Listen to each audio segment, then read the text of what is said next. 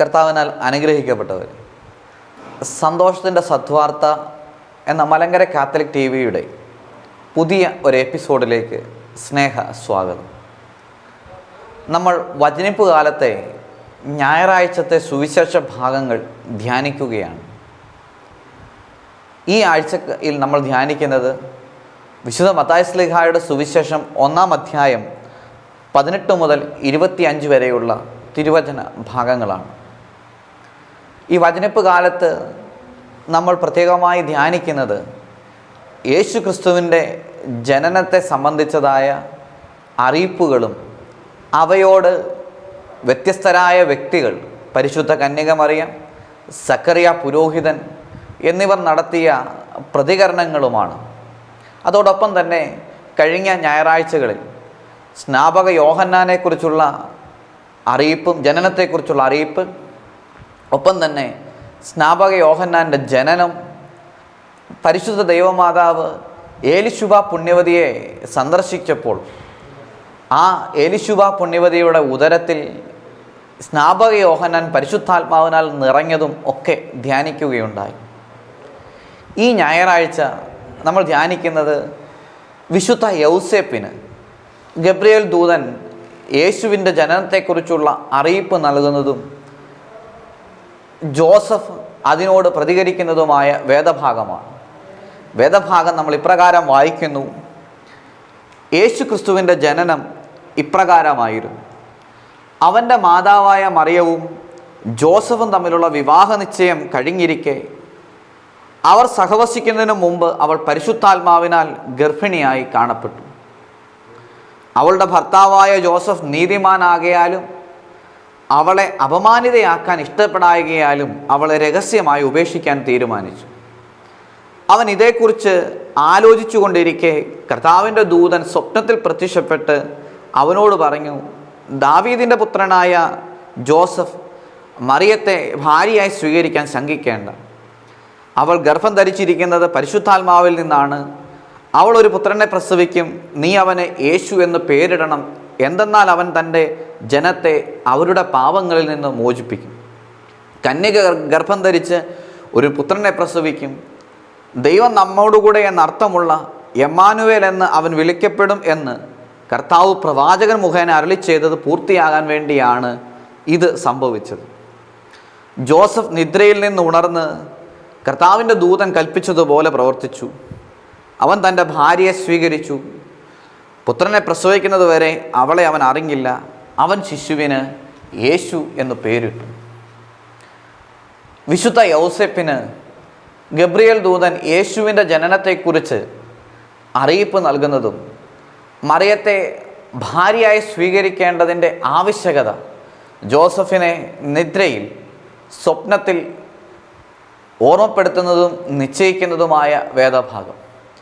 ഇത് ലൂക്കാ സുവിശേഷകൻ്റെ സുവിശേഷം 1-ാം അധ്യായം 26 മുതലുള്ള പരിശുദ്ധ ദൈവമാതാവിനോടുള്ള അറിയിപ്പിൻ്റെ വചനഭാഗങ്ങളെ ഒരുപാട് താരതമ്യങ്ങൾ ഉള്ളതാണ്. മത്തായി ശ്ലീഹായുടെ സുവിശേഷത്തിൽ പരിശുദ്ധ ദൈവമാതാവിനോടുള്ള അറിയിപ്പ് നമ്മൾ കാണുന്നില്ല. എന്നാൽ മത്തായി ശ്ലീഹായുടെ സുവിശേഷത്തിൽ വിശുദ്ധ യൗസേപ്പ് പിതാവിനോടുള്ള, ജോസഫിനോടുള്ള അറിയിപ്പാണ് കാണുക. ലൂക്കായുടെ സുവിശേഷത്തിൽ ഇപ്രകാരം മറിയത്തോടുള്ള അറിയിപ്പ് കാണുന്നു, എന്നാൽ അതിൽ ജോസഫിനോടുള്ള അറിയിപ്പ് കാണുന്നില്ല. രണ്ട് സുവിശേഷം, ഒരേ സുവിശേഷം, യേശു ക്രിസ്തു എന്ന സുവിശേഷത്തിൻ്റെ രണ്ട് വ്യാഖ്യാനങ്ങളാണ് മത്തായിയുടെ സുവിശേഷവും ലൂക്കോസിൻ്റെ സുവിശേഷവും. അതുകൊണ്ടാണ് യേശുവിൻ്റെ ജനന വൃത്താന്തങ്ങളിൽ ഈ വ്യത്യാസം കാണുക. സമാന്തര സുവിശേഷങ്ങളാണ് മത്തായി, മർക്കോസ്, ലൂക്കോസ് എങ്കിലും അവയിൽ വ്യത്യാസങ്ങൾ ഉണ്ടാവുക. മത്തായി ശ്ലീഹയുടെ സുവിശേഷം എഴുതപ്പെട്ടത് യഹൂദ ക്രിസ്ത്യാനികൾക്ക് വേണ്ടിയാണ്. ക്രിസ്ത്യാനികൾ, യഹൂദരുടെ കൂടെ ഇടയിൽ നിന്ന് ക്രിസ്ത്യാനികളായി മാനസാന്തരപ്പെട്ടവർ, ക്രിസ്തുവിനെ രക്ഷകനായി സ്വീകരിച്ച ഒരു സമൂഹത്തിൽ രൂപപ്പെട്ടതാണ് മത്തായി ശ്ലീഹായുടെ സുവിശേഷം. എന്നാൽ ഭിഷഗ്വരനായ ലൂക്കോസിൻ്റെ സുവിശേഷം അത് വിജാതീയ ക്രിസ്ത്യാനികൾക്ക് വേണ്ടി എഴുതപ്പെട്ടതാണ്. അതൊരു ആഗോള തലത്തിലുള്ള വ്യാഖ്യാനം അതിലുണ്ട്. ഈ ഒരു വ്യത്യാസം കൊണ്ടാണ് ഈ രണ്ട് അറിയിപ്പുകൾ ഇപ്രകാരം വ്യത്യാസപ്പെട്ട് കാണുക. യഹൂദ ക്രൈസ്തവരുടെ ഇടയിൽ, പ്രത്യേകിച്ച് യഹൂദരുടെ ഇടയിൽ അത് പിതൃവാദത്തിന്, പിതാക്കന്മാർക്ക് കൂടുതൽ സമൂഹത്തിൽ സ്ഥാനമാനങ്ങൾ കൽപ്പിച്ചു കൊടുക്കപ്പെട്ടിരുന്ന ഒരു സമൂഹത്തിൽ, സ്ത്രീകൾക്ക് അത്രമാത്രം ഒരു പ്രാധാന്യം കൽപ്പിക്കപ്പെടാതിരുന്ന ഒരു സമൂഹത്തിൽ രചിക്കപ്പെട്ട ഒരു സുവിശേഷം. ആ സുവിശേഷത്തിൽ ജോസഫിനോടുള്ള അറിയിപ്പ് കാണുകയാണ്. മത്തായി ശ്ലീഹായുടെ സുവിശേഷം 1-ാം അധ്യായം 1 മുതൽ 17 വരെയുള്ള വാക്യങ്ങൾ ഈ സുവിശേഷ ഭാഗത്തിന് 18 മുതൽ 25 വരെയുള്ള വാക്യങ്ങൾക്ക് ഒരു ആമുഖമായിട്ടോ അതിനൊരു പശ്ചാത്തലമായിട്ടോ കാണുകയാണ്. അതിൽ മത്തായി ശ്ലീഹായുടെ സുവിശേഷം 1-ാം അധ്യായം 1 മുതൽ 17 വരെയുള്ള വാക്യങ്ങളിൽ യേശുവിൻ്റെ വംശാവലി ഗ്രന്ഥം കാണുകയാണ്. കൃത്യമായ പേരുകളല്ല, ഓരോന്നിനും വ്യക്തമായ പേര്, എങ്കിലും 14 എന്ന ഗണത്തിൽ സൃഷ്ടി മുതൽ അബ്രഹാം മുതൽ ദാവീദ് വരെ 14, ദാവീദ് മുതൽ ബാബിലോൺ പ്രവാസം വരെ 14, ബാബിലോൺ പ്രവാസം മുതൽ ക്രിസ്തു വരെ 14 എന്നിങ്ങനെ ഒരു 14ൻ്റെ ഗണങ്ങളുണ്ടാക്കി മത്തായി ശ്ലീഹ തൻ്റെ സുവിശേഷം ഈ യേശു ക്രിസ്തുവിൻ്റെ ജനനത്തിന് ഒരു പശ്ചാത്തലം 1 മുതൽ 17 വരെയുള്ള വാക്യങ്ങളിൽ കുറിച്ചിടുകയാണ്. മത്തായി ശ്ലീഹായുടെ സുവിശേഷം ആരംഭിക്കുക, വംശാവലി ഗ്രന്ഥം ആരംഭിക്കുക, അത് അബ്രഹാത്തിൽ നിന്നാണ് ആരംഭിക്കുക. എന്നാൽ അത് ലൂക്കോസിൻ്റെ സുവിശേഷം 4-ാം അധ്യായത്തിലേക്ക് വരുമ്പോൾ ഈ വംശാവലി ഗ്രന്ഥം ആദത്തിൽ നിന്ന് ആരംഭിക്കുന്നതായിട്ട് കാണും. വംശാവലി ഗ്രന്ഥം ആദം വരെ ചെന്ന് നിൽക്കുന്നതായിട്ട് കാണും. ഇത് ഈ സുവിശേഷം രൂപപ്പെട്ട സമൂഹത്തിൻ്റെ പ്രത്യേകതയാണ്. മത്തായി ശ്ലീഹായുടെ സുവിശേഷം മുമ്പ് സൂചിപ്പിച്ചതുപോലെ രൂപപ്പെട്ടത് യഹൂദ ക്രൈസ്തവരുടെ ഇടയിൽ രൂപപ്പെട്ടതാണ്. ലൂക്കാ സുവിശേഷം എഴുതുന്നത് വിജാതീയ ക്രിസ്ത്യാനികൾക്ക് വേണ്ടിയാണ്, അല്ലെങ്കിൽ വിജാതീയരുടെ ഇടയിൽ നിന്ന് ക്രിസ്ത്യാനികളായവർക്ക് വേണ്ടി എഴുതപ്പെട്ടതാണ്. ഈ ഒരു വ്യത്യാസം കൊണ്ടാണ് ഈ വംശാവലി ഗ്രന്ഥം അബ്രഹാത്തിൽ നിന്ന് ആരംഭിക്കുക. അബ്രഹാത്തിൽ നിന്ന് ആരംഭിച്ച് അബ്രഹാം യഹൂദ മതത്തിൻ്റെ അല്ലെങ്കിൽ വിശ്വാസികളുടെ പിതാവെന്ന്, ഉൽപ്പത്തി പുസ്തകത്തിൽ ചരിത്ര പുരുഷൻ, വിശ്വാസികളുടെ പിതാവെന്ന് വിളിക്കപ്പെട്ട അബ്രഹാത്തിൽ നിന്ന് ആരംഭിക്കുന്ന ചരിത്രം. അത് അബ്രഹാം മുതൽ ദാവീദ്, രാജാക്കന്മാരുടെ രാജാവ് എന്നതിൻ്റെ പര്യായമായി, ചക്രവർത്തി എന്നതിൻ്റെ പര്യായമായി യഹൂദർ കണ്ടിരുന്നത് ദാവീദിനെയാണ്. പ്രകാരം അബ്രഹാം മുതൽ ദാവീദ് വരെ, ദാവീദിന് ശേഷം ദാവീദ് മുതൽ ബാബിലോൺ പ്രവാസം വരെ, ബാബിലോൺ പ്രവാസം BC 586-87 കാലഘട്ടങ്ങളിലാണ് യഹൂദരെ ബാബിലോണിലേക്ക് അടിമകളായി പിടിച്ചുകൊണ്ടുപോവുക. അതിനുശേഷം 537 BC 537-38 കാലയളവിൽ ഇവർ ബാബിലോൺ പ്രവാസത്തിൽ നിന്ന് തിരിച്ചെത്തുന്നുണ്ട്. എന്നാൽ ഈ ബാബിലോൺ പ്രവാസത്തിൻ്റെ പശ്ചാത്തലത്തിൽ, ഒരു അടിമത്തത്തിൻ്റെ പശ്ചാത്തലത്തിൽ ബാബിലോൺ പ്രവാസത്തിന് ശേഷം ക്രിസ്തു വരെ 14 തലമുറകൾ, ഇങ്ങനെ ഈ തലമുറകളുടെ ചരിത്രം പറഞ്ഞ് ക്രിസ്തുവിൻ്റെ ജനനം ഒരു ബാബിലോൺ പ്രവാസ കാലത്ത്, പ്രത്യേകിച്ച് ഈ മിശിഹായെക്കുറിച്ചുള്ള, രക്ഷകനെക്കുറിച്ചുള്ള അറിയിപ്പ് ഉൽപ്പത്തി പുസ്തകത്തിൻ്റെ ആരംഭത്തിൽ തൊട്ടേ കാണുന്നുണ്ടെങ്കിലും അതത്ര കൃത്യമായ രൂപത്തിൽ പ്രവാചക ഗ്രന്ഥങ്ങളിലാണ് നമ്മൾ കാണുക. ക്രിസ്തു വരും, രക്ഷകൻ വരും, രക്ഷിക്കും എന്നുള്ളത് പ്രവാചക ഗ്രന്ഥങ്ങളിൽ കൂടുതൽ അടിവരയിട്ട് കാണുകയാണ്. ഇപ്രകാരം ബാബിലോൺ പ്രവാസ കാലത്ത് രൂപപ്പെട്ട ആ എഴുത്ത് ശൈലി, അതിനെ സ്വീകരിച്ചുകൊണ്ട് ബാബിലോൺ പ്രവാസകാലം മുതൽ ക്രിസ്തു വരെ 14 എന്നിങ്ങനെ ഒരു പശ്ചാത്തലം ഒരുക്കി. ഈ പശ്ചാത്തലം ഒരുക്കുന്നതിന് മറ്റൊരു കാരണം കൂടിയുണ്ട്. മറിയത്തിൻ്റെ ഭർത്താവായ ജോസഫ് അബ്രഹാത്തിൻ്റെ പുത്രപരമ്പരയിൽപ്പെട്ടതാണെന്നും ദാവീദിൻ്റെ വംശാവലിയിൽപ്പെട്ടതാണെന്നും, ഇപ്രകാരം അബ്രഹാത്തിൻ്റെയും ദാവീദിൻ്റെയും മകനായ ദാവീദിൻ്റെയും അബ്രഹാത്തിൻ്റെയും ഒക്കെ വംശാവലിയിൽപ്പെട്ട ജോസഫിൻ്റെ മകൻ, ജോസഫിൻ്റെ കുടുംബത്തിൽ, മറിയത്തിൻ്റെ ഭർത്താവായ ജോസഫിൻ്റെ കുടുംബത്തിൽ യേശു ജനിക്കുന്നു. ഈ ഒരു പശ്ചാത്തലം ബാബിലോൺ പ്രവാസത്തിന് ശേഷം ഈ ഇസ്രായേൽ ജനത BC 537 തങ്ങൾക്ക് ദൈവം നൽകിയിരുന്ന വാഗ്ദാന നാട്ടിലേക്ക് തിരികെ എത്തിയെങ്കിലും അവർക്ക് പൂർണ്ണമായ ഒരു സ്വാതന്ത്ര്യം ലഭിച്ചിരുന്നില്ല. യേശുവിൻ്റെ ജനനകാലത്ത് അവർ അടിമത്തത്തിൽ തന്നെയാണ്. റോമാക്കാർ അവരെ അടിമത്തത്തിലാക്കിയിരിക്കുകയാണ്. ഈ അടിമത്തത്തെ സൂചിപ്പിക്കാൻ വേണ്ടി ആണ് ബാബിലോൺ പ്രവാസത്തിൻ്റെ ഒരു പശ്ചാത്തലം ഇന്നത്തെ നമ്മൾ വായിച്ചു കേട്ട 1-ാം അധ്യായം 18 മുതൽ 25 വരെയുള്ള വേദഭാഗത്തിന് ഒരു പശ്ചാത്തലം ഒരുക്കിയിട്ട് യേശു ക്രിസ്തുവിൻ്റെ ജനനം ഇപ്രകാരമായിരുന്നു എന്ന് പറയുക. ഇപ്രകാരം ഈ പശ്ചാത്തലം നമ്മൾ മനസ്സിലാക്കേണ്ട 2 കാര്യങ്ങളാണ്. ഒന്ന്, ഇസ്രായേൽ ജനത, യഹൂദ ജനത ഇപ്പോഴും അടിമത്തത്തിലാണ്. അടിമത്തത്തിൽ തന്നെ ആയിരിക്കുന്ന യഹൂദ ജനത ആ അടിമത്തത്തിൽ നിന്ന് അവരെ മോചിപ്പിക്കണം. അത് കേവലം ഒരു അടിമത്തമല്ല, ഒരു ഭൗതിക അടിമത്തം മാത്രമല്ല, മനുഷ്യൻ്റെ സമഗ്രമായ ഒരു വിമോചനം ഉണ്ടാകണമെന്ന് പിന്നീട് ദൈവശാസ്ത്രം പഠിപ്പിക്കുന്നു. രണ്ടാമതായി യേശുവിൻ്റെ വളർത്തുപിതാവായ ജോസഫ്, ആ ജോസഫ് അബ്രഹാത്തിൻ്റെ, ദാവീദിൻ്റെ വംശാവലിയിൽ പെട്ട ആളാണ് എന്ന് മത്തായി ശ്ലീഹായ്ക്ക് സ്ഥാപിക്കണം. ഈ ഒരു പാരമ്പര്യത്തിൽ നിന്നുകൊണ്ട്, ഈ ഒരു പശ്ചാത്തലം ഒരുക്കിയതിന് ശേഷം മത്തായി ശ്ലീഹ പറയുകയാണ്, സുവിശേഷത്തിൽ പറയുകയാണ്, യേശു ക്രിസ്തുവിൻ്റെ ജനനം ഇപ്രകാരമായിരുന്നു. അവൻ്റെ പിതാവായ ജോസഫും മറിയവും തമ്മിലുള്ള വിവാഹ നിശ്ചയം കഴിഞ്ഞിരിക്കെ. ഇത് യഹൂദരുടെ വിവാഹ നിശ്ചയത്തെക്കുറിച്ച് നമ്മളെ പഠിപ്പിക്കുകയാണ്. വിവാഹ നിശ്ചയത്തിന് ശേഷം ഏകദേശം 1 വർഷത്തോളം കാലയളവ് വധുവിനും വരനും പ്രത്യേകമായി ആ സമൂഹം കൽപ്പിച്ചു നൽകിയിരുന്നു. അവർ വിവാഹിതര പോലെയാണെങ്കിലും, വിവാഹ നിശ്ചയം കഴിഞ്ഞ വിവാഹിതരെ പോലെയാണെങ്കിലും ഒരുമിച്ച് വസിച്ചിരുന്നില്ല. ഇപ്രകാരം 1 വർഷക്കാലം നൽകുന്നത് വധുവിന് തൻ്റെ പുതിയ ജീവിതത്തെ, തൻ്റെ പുതിയ ജീവിതാവസ്ഥയെ, ഒരു വിവാഹിത എന്ന ഒരു പുതിയ കുടുംബത്തിലേക്ക് കടന്നു ചെല്ലുന്ന മരുമകൾ എന്ന ആ സ്ഥാനത്ത് ഏറ്റെടുക്കാൻ, ജീവിതാവസ്ഥ ഏറ്റെടുക്കാൻ തന്നെ ഒരുക്കുകയാണ്. വരൻ്റെ കുടുംബത്തിൽ വധുവിനെ സ്വീകരിക്കാൻ വേണ്ടതായ ക്രമീകരണങ്ങളൊക്കെ ചെയ്യുകയാണ്.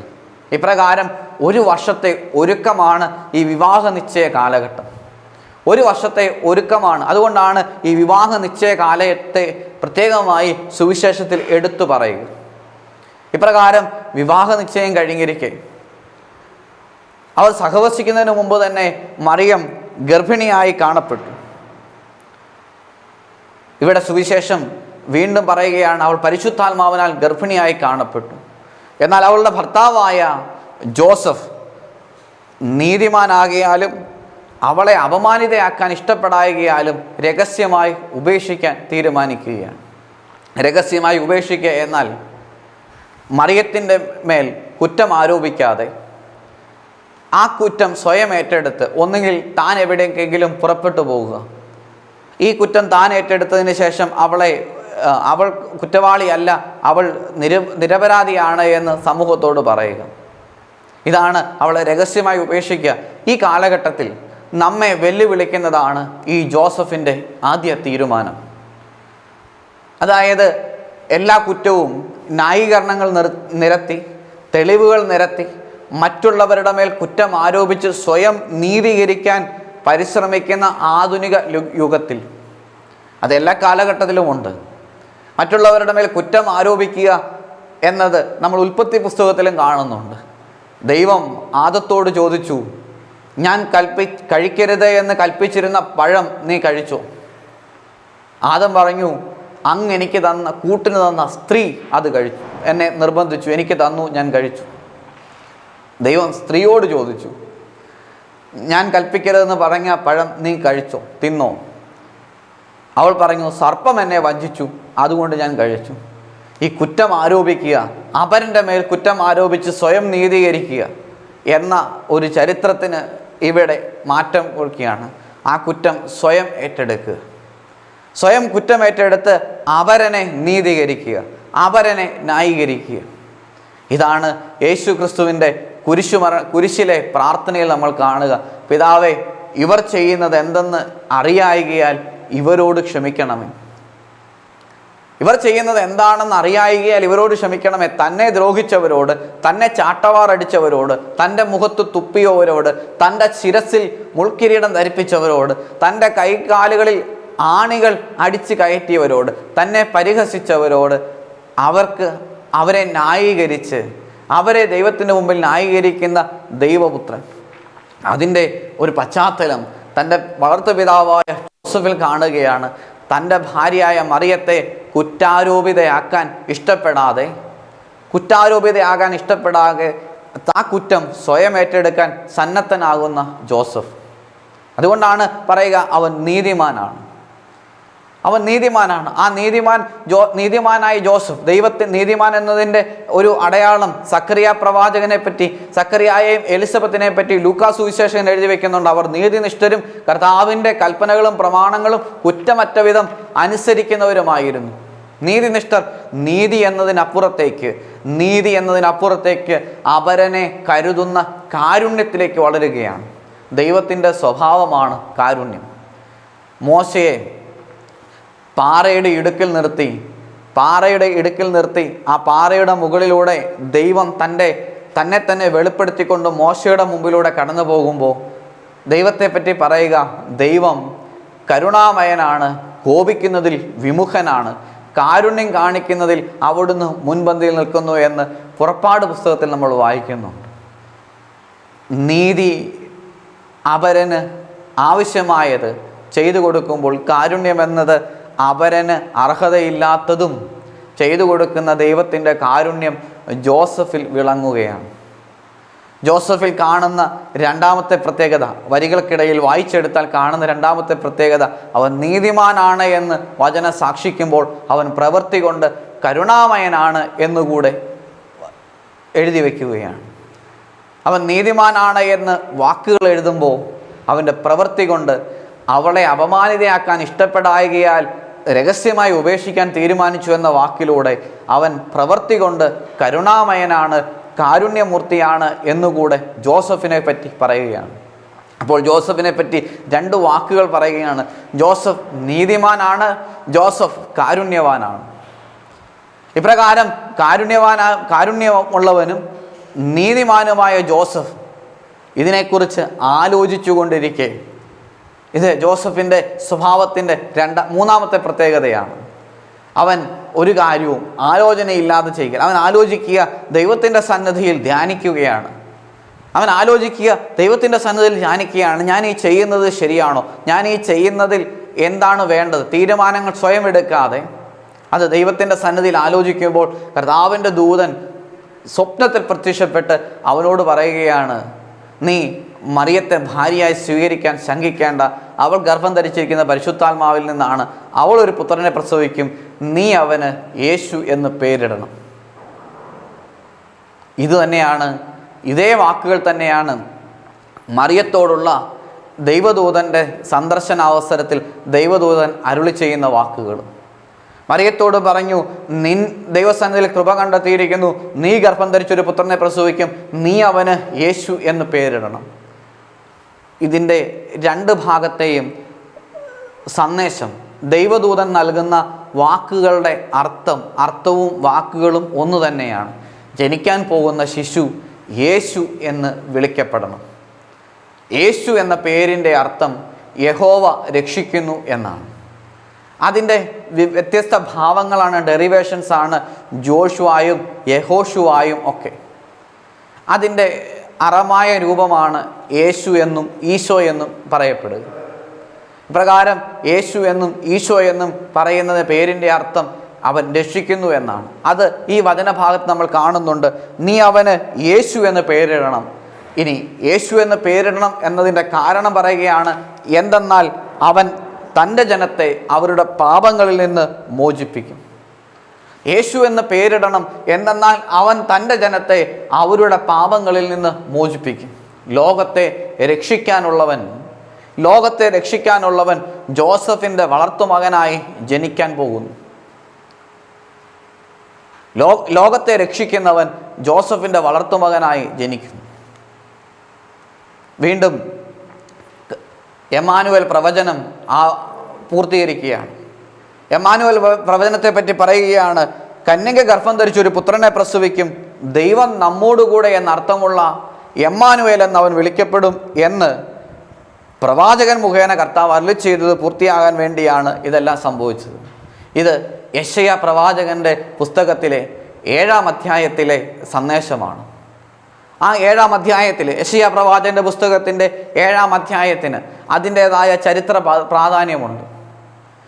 ഒരു രാജാവ് തൻ്റെ ശത്രു സൈന്യം തന്നെ ആക്രമിക്കാൻ വരുമ്പോൾ വിജയിക്കുമോ എന്നറിയാൻ യെശയ്യാ പ്രവാചകനെ തൻ്റെ കൊട്ടാരത്തിലേക്ക് വിളിച്ചു വരുത്തുകയാണ്. വിളിച്ചു വരുത്തുമ്പോൾ ആ പ്രവാചകൻ നൽകുന്ന ഒരു അടയാളമാണ്, യുവതി ഗർഭം ധരിച്ച് ഒരു പുത്രനെ പ്രസവിക്കും. ദൈവം നമ്മോടുകൂടെ എന്നർത്ഥമുള്ള എമ്മാനുവേൽ എന്ന് അവൻ വിളിക്കപ്പെടും. ആ രാജാവിൻ്റെ രാജ്യം യുദ്ധത്തിൽ ജയിക്കുമെന്നും ദൈവത്തിൻ്റെ കരം അവിടെ പ്രവർത്തികമാകുമെന്ന ചരിത്ര സത്യം, അതിന് രക്ഷാകര ചരിത്രത്തിൽ വലിയ പ്രാധാന്യം ലഭിക്കുകയാണ്. എമ്മാനുവേൽ എന്ന് വിളിക്കപ്പെടും. കന്യക ഗർഭം ധരിച്ചൊരു പുത്രനെ പ്രസവിക്കുമെന്ന വ്യാഖ്യാനം സപ്തതിയുടെ വ്യാഖ്യാനമാണ്. ഈ സപ്തതിയുടെ വ്യാഖ്യാനം പിന്നീട് അത് ലോകരക്ഷകനെക്കുറിച്ചുള്ള അറിയിപ്പായി, ലോകരക്ഷകൻ്റെ ജനനത്തെക്കുറിച്ചുള്ള അറിയിപ്പായി പരിണമിക്കുകയാണ്. ജോസഫിനെ കുറിച്ചുള്ള അടുത്ത പ്രത്യേകത, നാലാമത്തെ പ്രത്യേകത ഈ സുവിശേഷത്തിൽ നമ്മൾ കാണുന്നത് ഇപ്രകാരമാണ്. ജോസഫ് നിദ്രയിൽ നിന്നുണർന്ന് കർത്താവിൻ്റെ ദൂതൻ കൽപ്പിച്ചതുപോലെ പ്രവർത്തിച്ചു. അവൻ തൻ്റെ ഭാര്യയെ സ്വീകരിച്ചു. പുത്രനെ സ്വീകരിക്കുന്നത് വരെ അവൻ അവളെ അറിഞ്ഞില്ല. അവൻ ശിശുവിന് യേശു എന്ന് പേരിട്ടു. ജോസഫിൻ്റെ സ്വഭാവ സവിശേഷതകൾ, നാലാമത്തെ സവിശേഷത നമ്മൾ കാണുകയാണ്. അവൻ കർത്താവിൻ്റെ ദൂതൻ കൽപ്പിച്ചതുപോലെ പ്രവർത്തിച്ചു.